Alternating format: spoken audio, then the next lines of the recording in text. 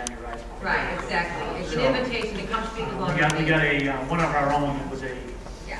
candidate for region. I think it is valid a year. But he's a rule follower and he did the right thing for getting a blue card. Yeah. I appreciate that. Yeah, rule follower is what they always say.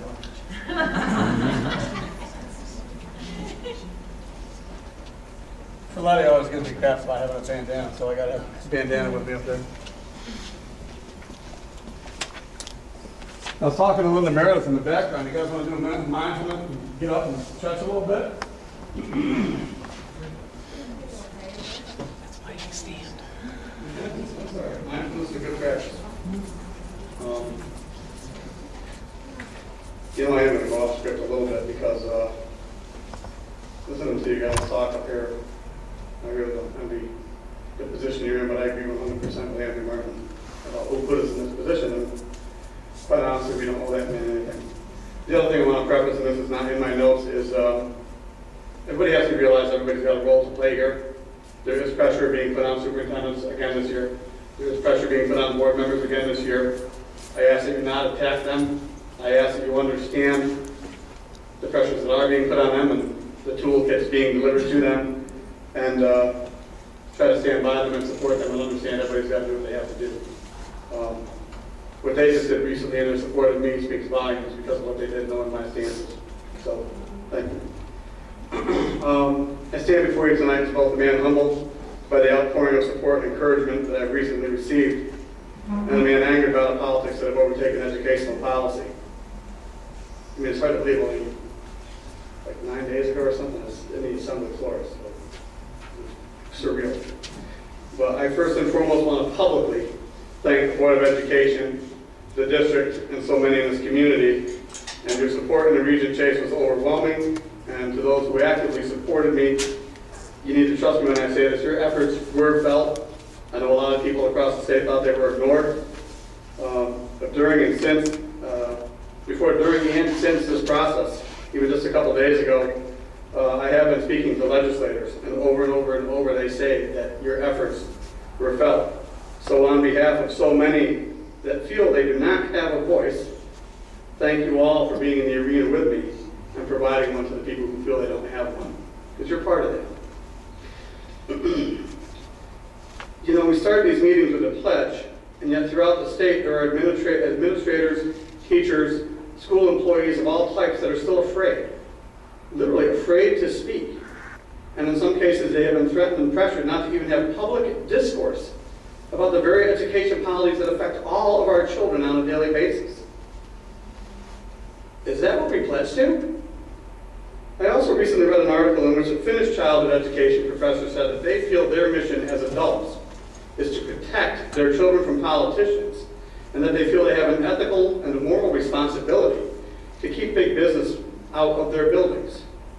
Now, to me, that sounds like common sense advice, no matter what country you are in, but so at odds with what is being done to our children here in America.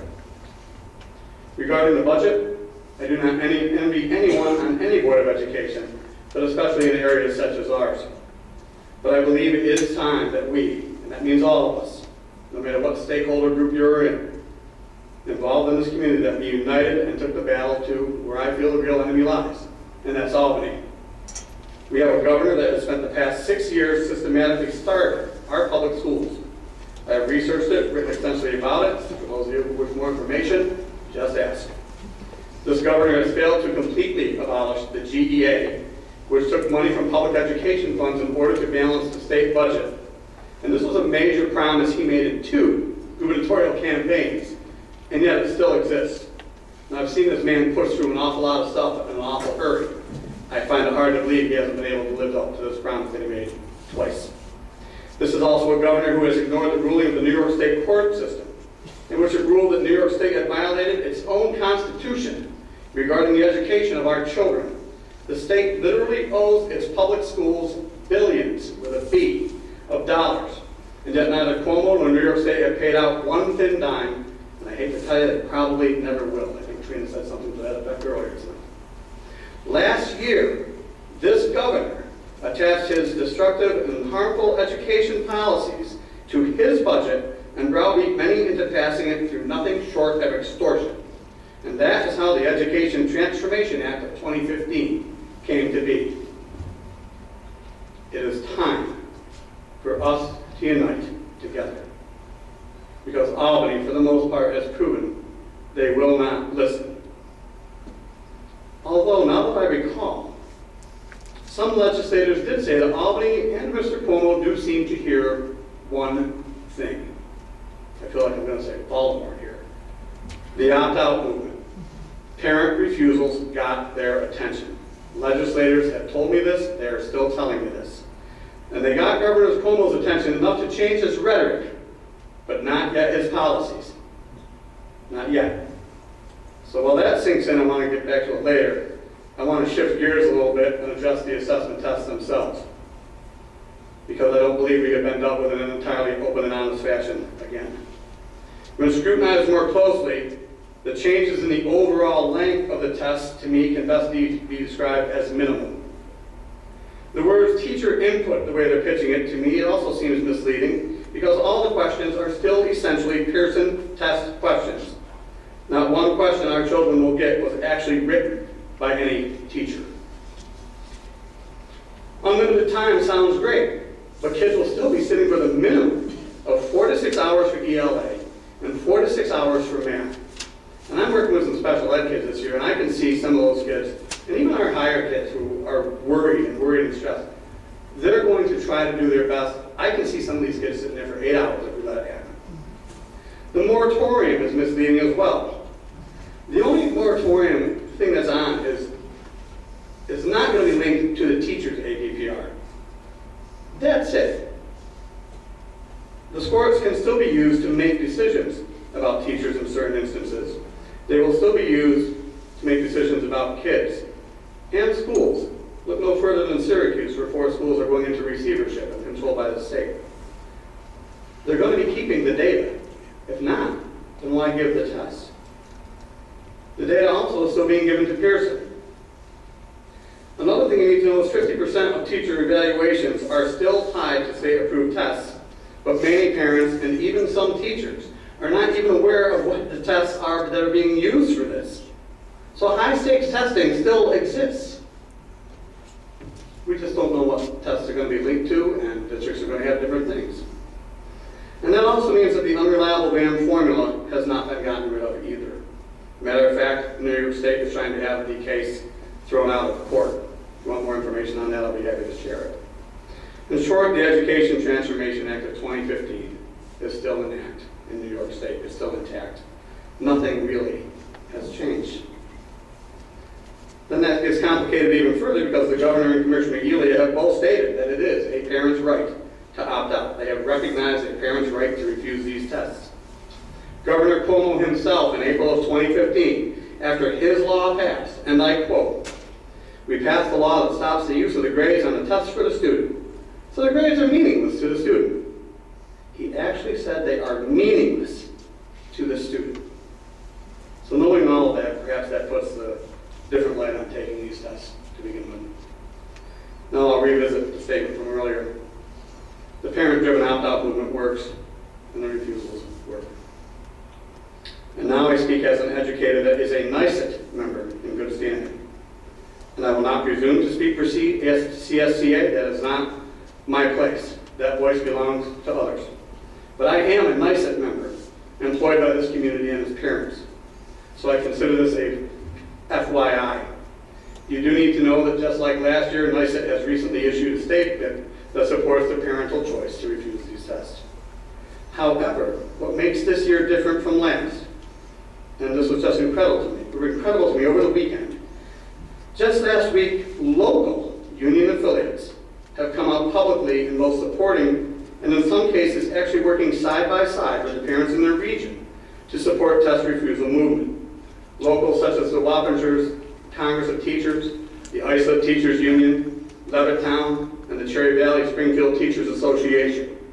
And since I originally wrote this draft yesterday morning, more and more have come out and done the same thing. Tomorrow, the Monroe County Teachers Federation, made up of 20 districts, will be holding a press conference to issue a joint statement of support for this movement. And it's not just NICET and some of its locals taking a stand along with the parents. Just last week, and I quote from the New Paltz Board of Education, by full consensus, the New Paltz Board of Education has removed the New York State School Board Association dues from their 2016-17 budget. They stopped paying dues to the New York State Board Association because they felt that that organization, due to its recent stances on testing, no longer represented what was best for the children. And just today, Regent Betty Rosa was named Chancellor-elect of the New York State Board of Regents, replacing Meryl Tisch, who served as nothing more than a rubber stamp for all of Mr. Cuomo's policies. Ms. Rosa is a proven advocate of children, public education, and is on record stating that if she had a child of testing age, that she would opt them out. So I think that's some food for thought for all of us. The grassroots movement is working. There are groups coalescing this year, as Scott said, that last year did not come together. And now here they are. Abraham Lincoln once said, "Be sure to put your feet in the right place and then stand firm." I believe it is now time for us together to put our feet in the right place and stand firm. For we have something already that many districts have not yet had. We have a community of parents, not just one or two, like 3 or 4 years ago, but a community of parents that 2 years ago placed their feet in the right place and stood firm. A community that last year the school district openly worked with, respected those parents by providing the alternative setting for the kids to be, and again those parents stood firm, but this time with the district really listening to their concerns and working together. We have a board and a community that just this month sent one of their own, knowing full well my stances on these issues, literally to the floor of the New York State Assembly for a regent vote-off. This is what we accomplished together. This time, this is the year. This is the time for us now to heed Lincoln's words. The time for all of us united in solidarity to put our feet in the right place and stand firm together as one. I hope everyone here tonight will take my words into consideration, as I hope we come together and as we move forward together in the days ahead. And remind Albany that these are our schools and these are our children. Thank you.